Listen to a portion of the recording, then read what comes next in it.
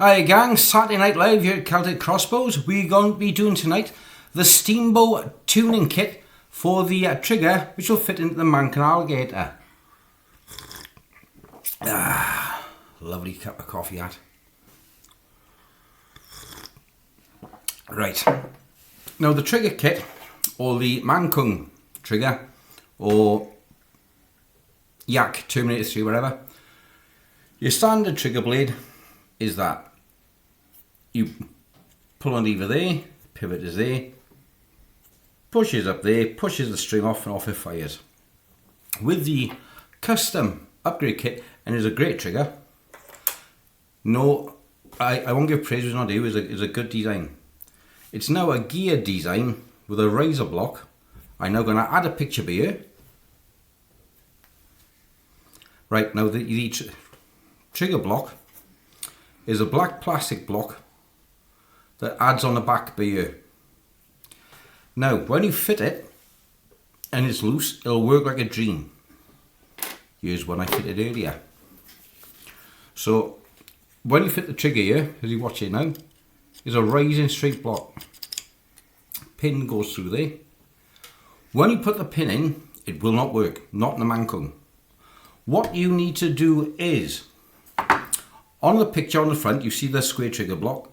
There's a teeth on the one side, and on the rear is a slightly chamfered, good word for this time of night, a slightly chamfered edge.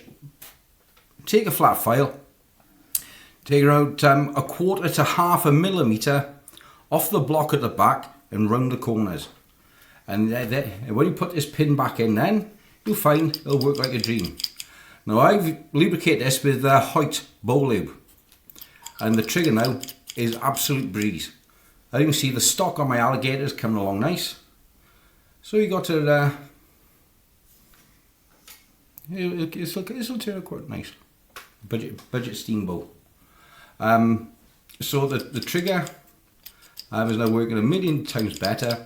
And when the string is on, I've done a test fire using the Mankin stock, not the steambow stock, and the trigger is so much better than the original. I could have fitted the red. I opted to go with the black trigger. I just press pause a second. So yeah, I could have gone with the red trigger, but I didn't think it suited the bow. Everything in black was just my personal taste. Straightforward to do. You drive out this pin here. Once that pin is out, the trigger pops out. It comes out here. I left out the ring, so use a spring there. Bring it a bit closer to the camera. When you push up, that spring pops out, which is fitted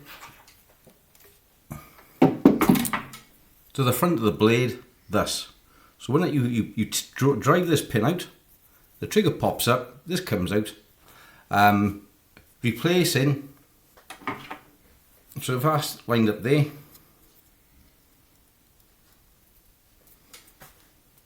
so you can see the difference there. And this block piece on the back here, this is where you got to file. So when you put it back in, so you imagine this is the block, this square piece on the back. We've got the chamfered edge coming down. You need to file probably quarter of a millimetre, next to nothing. But is the extra pressure on the gear in, once this pin is back in, this stops it running smooth. So just take a little file off the back edge, round the edges off, and it'll work beautifully. Use a good, don't use a thick grease or molly grease or anything like that. It gunges up, and when the trigger blade returns to its neutral position, it won't. You've got to physically flick it with your thumb. So use something like WD-40, Slick 50, something like that. KY jelly if you've got some hanging around the bedroom. We know you have, and it'll do the job. It'll work great. And once you've got that, then quite simply put your scales back on the side, put your cocky armors back in, and away to go. And now tonight I'll be getting on with retrofitting the catch with a stock. Lovely. Happy days, coming on nice. So it's steambow alligator with a tuning trigger. So, and the £90 limb as well. So it's all bar shouting, one steambow alligator. Okay guys, just dropped it on the floor, I don't care. I'll see you on the next one. Thanks and bye bye.